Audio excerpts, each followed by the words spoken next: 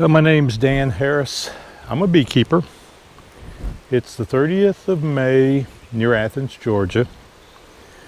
And I'm pretty much calling our nectar flow over as of the moment. And I really don't expect any significant flows moving forward till this time next year, actually. It's just the way it is. We'll get a bump or two maybe over the next week or so, but it's not going to be significant. That's my personal opinion. I'm going to show you the gauge that I use to determine that. Let's take a quick look.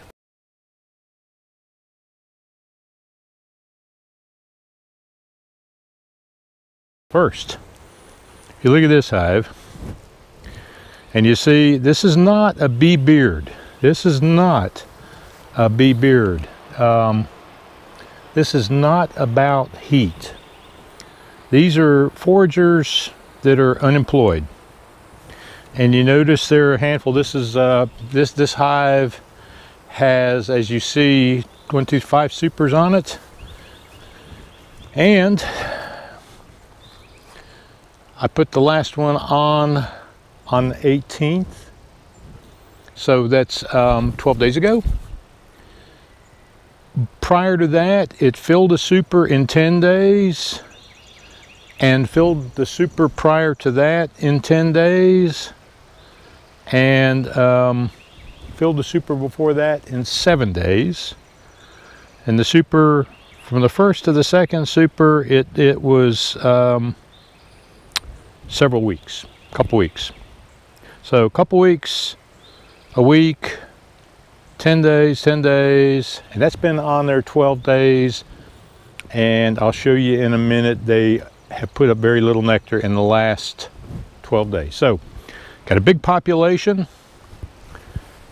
a lot of foragers that if there was something to do, they'd be doing it. They wouldn't just be milling around on the front of that hive. It's not that hot out. It is just not that hot out. There's another. Here's one. Good population of bees. These bees, again, this is not a heat issue. They don't have any business in the hive.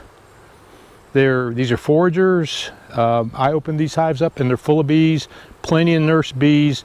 Foragers without business in there are not going to add their biological heat to the hive anymore. This, by the way, this was my second swarm of the season, and as you see, they filled 3 deep boxes, 2 of which they were fed, 1 of which was on natural nectar, drew comb and filled them, and have practically filled this super but have cut way back on it. I'm going to pop the top on this big tall guy over here at the end, which is of course the Mongo hive in this yard, and let you see what that looks like, because it just is what it is. And it's, you know, it's not a disappointment in any way, because this has been, by every measure I have, a most exceptional spring flow. Let me get set up here and try to do this. Again, I don't plan to take a lot of time at this, because I've got a bunch of other stuff needs to be done. But I do want you to see this, because, you know, I think a lot of beekeepers look around, they see a lot of blooming plants, or they see some blooming plants, but that doesn't necessarily constitute a nectar flow.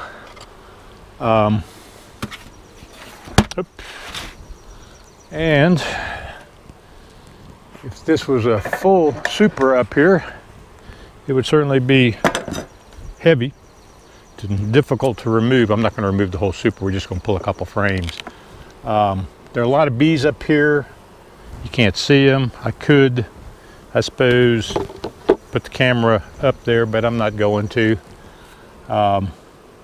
Again, this has been on there for 12 days, and we're going to pull a middle frame, which is one that they would have filled early. And there it is. And in 12 days, you know, there's some honey in there. It's not a lot. It's just not a lot. So, you know, I between knowing that the population's high, knowing that there are unemployed foragers hanging out on the front, knowing that they've gone for 12 days and put up a minimum amount of nectar, I'm pretty comfortable calling the end of this nectar flow for this year. I appreciate y'all watching.